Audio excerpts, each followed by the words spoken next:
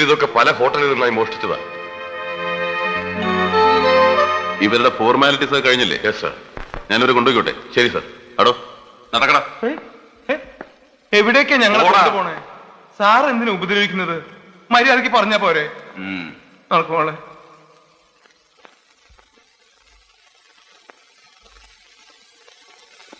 മുറിയിൽ പ്രവേശിച്ചു. ആ ആളും വേറൊരാളും കൂടെ. ആ ആളുടെ കയ്യിൽ ഒരു പെട്ടി ഉണ്ടായിരുന്നു. എന്നിട്ട് എന്ത് സംഭവിച്ചു? അതിൽ ഒരുപാട് രൂപയുണ്ടായിരുന്നു. അയാൾ ആ രൂപ മുഴുവൻ പെട്ടിയോടെ മറ്റേ ആളിന് കൊടുത്തു. എന്നിട്ട്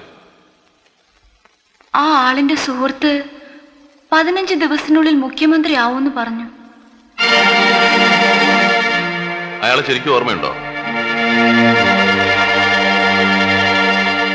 ഇതാണോ രൂപ കൊടുത്തയാള്? അതെ.